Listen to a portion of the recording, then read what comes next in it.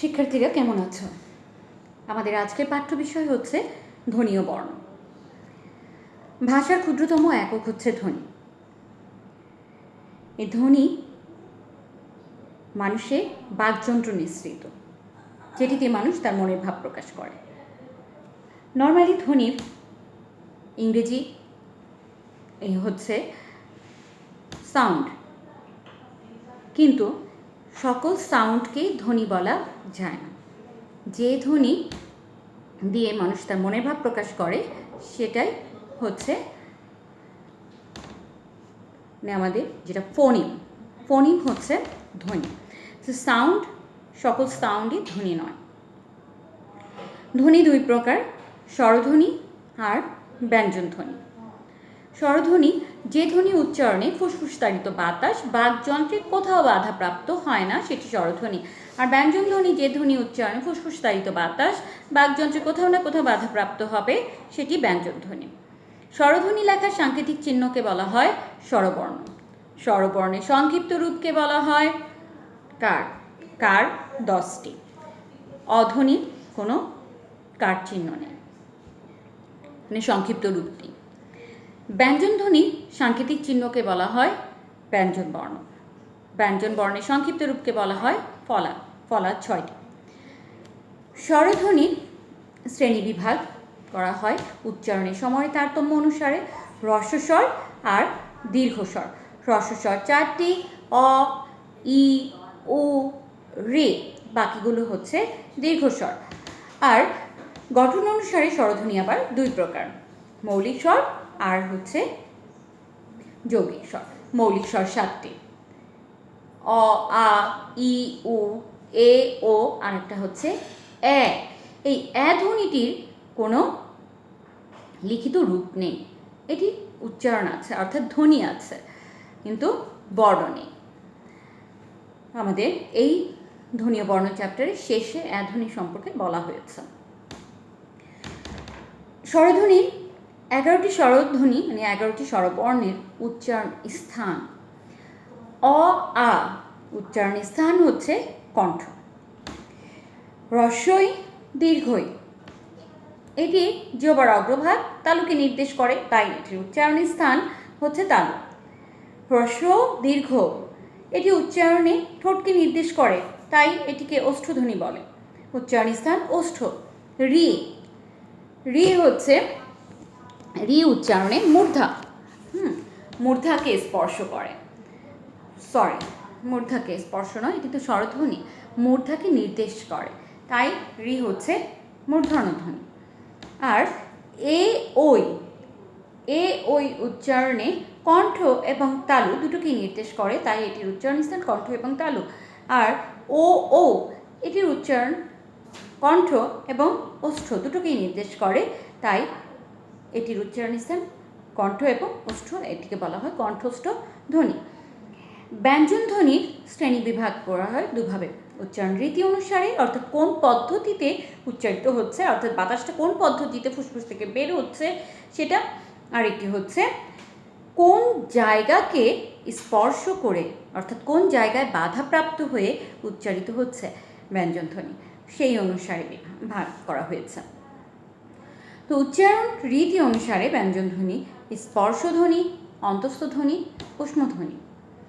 স্পর্শধ্বনি ক থেকে ম পর্যন্ত এই 25টি ধ্বনি উচ্চারণে জিহ্বা, কণ্ঠ, তালু, মূর্ধা, দন্ত এবং হচ্ছে এক ঠোঁট আরেক ঠোঁটকে স্পর্শ করে উচ্চারিত হয়, এগুলোকে বলা হয় স্পর্শধ্বনি।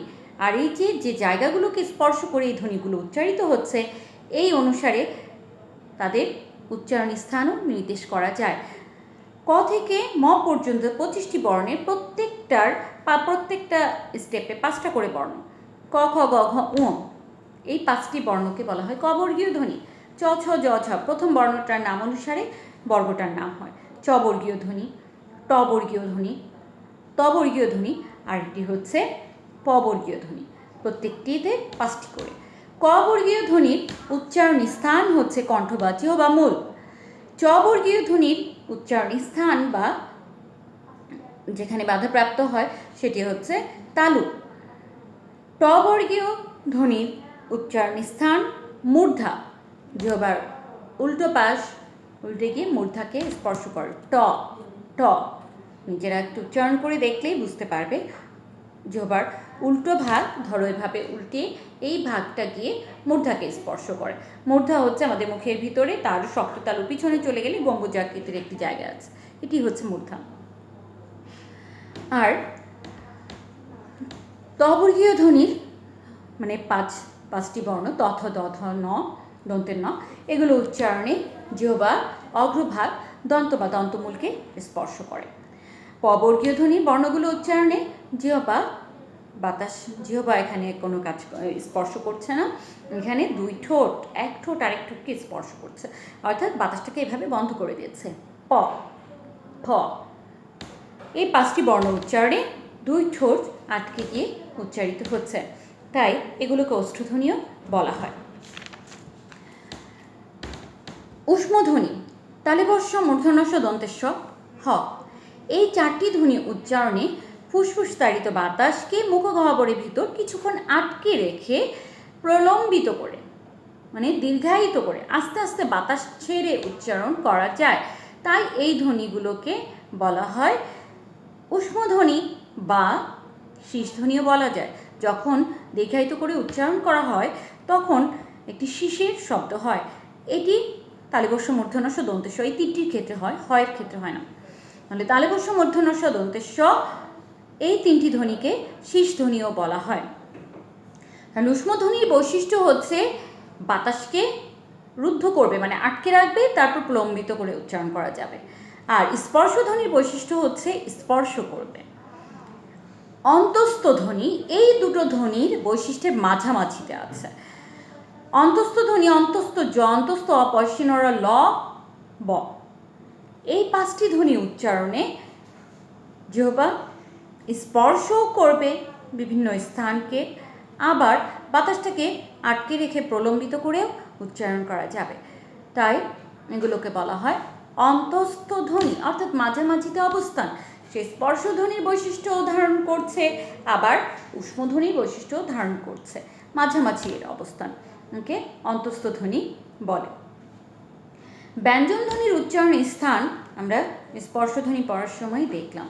উচ্চারণ স্থান অনুসারে ব্যঞ্জন ধ্বনিগুলোর যে বিভাজন আছে, উচ্চারণ স্থান অনুসারে কবর্গীয় ধ্বনিগুলো হচ্ছে কণ্ঠ বা জিহ্বামূলীয়, এখানে হ হচ্ছে কণ্ঠনালীয় ধ্বনি, কণ্ঠনালীকে স্পর্শ করছে।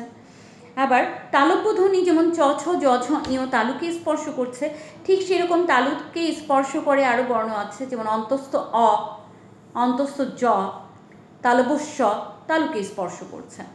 আর ট ঠ ড ঢ মূর্ধন্য ন মূর্ধাকে স্পর্শ করে, ঠিক সেরকমই ড ঢ অতএব ডশিনর ধশিনর এটাও মূর্ধাকেই স্পর্শ করে।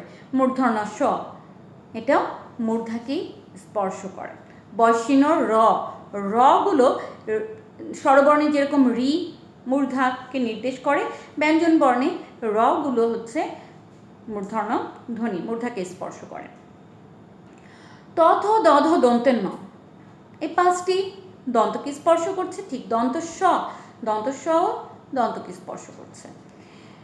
ল ল স্পর্শ, ল আমরা ক্লাস 6-এ পড়েছি, ল হচ্ছে পার্শ্বিক ধ্বনি, দন্তমূলে স্পর্শ করে দুই পাশ দিয়ে বাতাস বের হয়ে যায়, তাই এটিকে পার্শ্বিক ধ্বনি বলা হয়। তো ল দন্তকে স্পর্শ করে, লটাও দন্তধ্বনি। প ফ ব ভ ম এই 5টি বর্ণ হচ্ছে ওষ্ঠবর্ণ, ওষ্ঠকে স্পর্শ করে।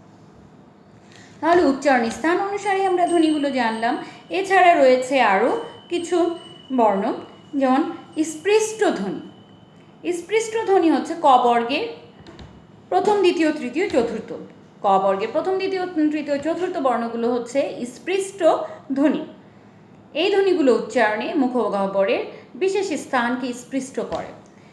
ঘৃষ্ট ধ্বনি ঘর্ষণ লাগবে, ঘর্ষণ যেমন চ ছ জ ঝ এরকম ধরো তালু শক্ত তালু, এখানে জিহ্বাটা এভাবে গিয়ে লাগছে, লেগে একটা ঘষা সৃষ্টি করে বাতাসটা বের করে দিচ্ছে, এই জন্য চ ছ জ ঝ এই 4টি হচ্ছে ঘৃষ্ট ধ্বনি।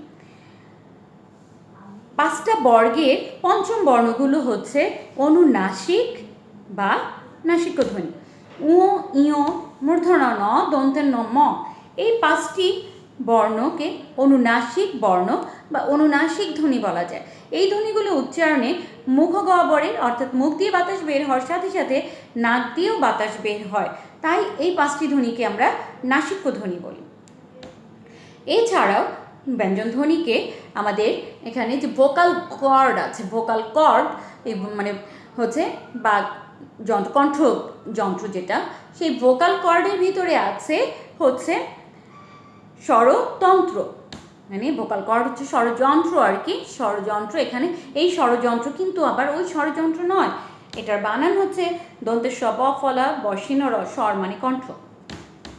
তাহলে তার এই ভোকাল কর্ড স্বরযন্ত্রের ভিতরে রয়েছে স্বরতন্ত্র, মানে তার, তন্ত্র মানে তার। এই স্বরতন্ত্রের কম্পন অনুসারে ধ্বনিকে 2 ভাগে ভাগ করা হয়েছে, অঘোষ ধ্বনি, ঘোষ ধ্বনি। বর্গের, আবারও সেই বর্গের কথা চলে আসছে। তো বর্গের প্রথম এবং দ্বিতীয় ধ্বনিটি উচ্চারণে স্বরতন্ত্রীটা যে কম্পিত হয় তাতে শব্দের সৃষ্টি হয় না, যার জন্য সেটিকে বলা হয় অঘোষ ধ্বনি, অর্থাৎ শুধু শ্বাসধ্বনি।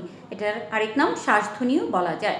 বর্গের প্রথম এবং দ্বিতীয় তালিবস্য মূর্ধন্যস্য দন্তেস্য এগুলো হচ্ছে অঘোষ ধ্বনি।